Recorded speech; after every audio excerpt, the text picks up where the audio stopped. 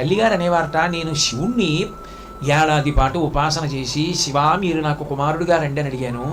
శివుడు తాను రావడం మానేసి తన భూతగణాల్లో ఏదో భూతాన్ని పంపించాడు నాకు కుమారుడిగా అనేవారట. అంత అల్లరి చేసేవాడు.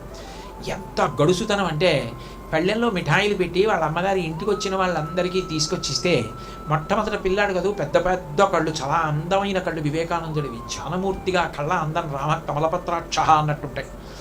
మొట్టమొదట తను ఒక లడ్డూ తీసుకుని నోట్లో పెట్టుకుని ఒక ముక్క కొరికి ఎంగిలి చేసి మిగిలిందంతా నలిపి లడ్డూల మీద వేసి, ఈ అయ్యయ్యో నా ఎంగిలి వీటి మీద చల్లాని మీరు తింటారా ఇంకా అని వాళ్ళు తెల్లబోయి చూస్తుంటే తప్పు, పిల్లవాడి ఎంగిలి పెద్దలకి పెట్టకూడదని పళ్ళెని తీసుకుని తానే లడ్లన్నీ తినేసేవారు. అంత గడుసుతనంతో ఉండేవారు. రామకృష్ణ పరమహంస మొట్టమొదటిసారి వివేకానందుడిని కలుసుకున్నప్పుడు అదొక చారిత్రాత్మకమైనటువంటి సన్నివేశం. మొట్టమొదటిసారి కలిసినప్పుడు ఆయన అడిగిన మొదటి ప్రశ్న, పడుకున్నప్పుడు నీకు వెలుతురు కనపడుతుందా అని అడిగారు. ఆశ్చర్యపోయాడు నరేంద్రుడు. అవును కనపడుతుంది అన్నారు. పడుకున్నప్పుడు ఆయనకి భూమధ్యంలో ఒక తెల్లటి వెలుగు కనపడేది. ఆ వెలుగు పెద్దదై ఒక గోళం అంత అయ్యేది. అందులోంచి వృష్టి పడేది, వర్షం పడ్డట్టు. ఆయన శరీరం అంతా తడిసినట్టు అయ్యేది. ఆయన అనుకునేవారు చాలా కాలం నిద్రపోయే వాళ్ళందరికీ అలా ఉంటుంది అనుకునేవారు.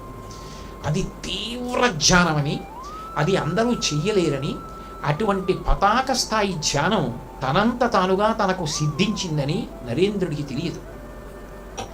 జన్మత ధ్యానయోగి. ఈయనకి ఒకరితో ప్రమేయం లేకుండా తనంత తానుగా సిద్ధించినటువంటి ధ్యానం అని చెప్పారు రామకృష్ణ పరమహంస. ఆ పిల్లవాడికి సీతారాములు అంటే చాలా ఇష్టం. ఆయన సీతారాముల్ని పెట్టుకుని ధ్యానం చేస్తుండేవాడు. ఎంత గొప్ప ధ్యానం అంటే, పిల్లాడికి ఏం తెలుస్తుంది? కళ్ళు మూసుకు కూర్చుంటే ఒక రోజున ఆయన ధ్యానం చేస్తుండగా పెద్ద త్రాసుపం వచ్చింది. వచ్చి ఆ పిల్లాడి చుట్టూ తిరుగుతోంది. ఇంట్లో ఉన్న వాళ్ళు హడిలిపోతున్నారు, కేకలేశారు, ఆ పాముని మొత్తానికి తరివేశారు. పిల్లవాడికి మాత్రం తెలివి రాలేదు, అట్లాగే ఉండిపోయాడు. వేరొక రోజున తలుపులు వేసుకుని ధ్యానం చేస్తున్నారు ఆయనను, ఆయనతో పాటుగా ఇంకొక మిత్రుడు, హరి అని చెప్పి ఒక పిల్లాడు. లోపల ఎక్కడ కనపడటం లేదు, పిల్లలు ఎక్కడ ఉన్నారని తలుపులు వేసి ఉన్నాయి, ఈ గదిలో ఉన్నారేమో చూద్దామని చెప్పి తలుపులు ఎంత గట్టిగానో కొట్టారు తల్లిదండ్రులు. కొడితే ఈ హరి అన్నవాడు లేచి ఇక్కడ తలుపులు వేసుకుని ఏం చేస్తున్నారు అంటారేమో అని పారిపోయాడు. ఆ తల్లిదండ్రులు వాళ్ళు తలుపులు పగలగొట్టి లోపలికి వచ్చి చూసేటప్పటికి కూడా పిల్లవాడైనటువంటి నరేంద్రుడు తీవ్ర ధ్యాన స్థితిలో అలాగే ఉన్నాడు. వాళ్ళు వచ్చినట్టు కానీ, తలుపులు కొట్టినట్టు కానీ, బలవంతంగా తీసినట్టు కానీ, అంత చప్పుడైందని కానీ ఆయనకి తెలియదు. అది ఒకరి దగ్గర నేర్చుకున్నది కాదు, జన్మతః వచ్చింది.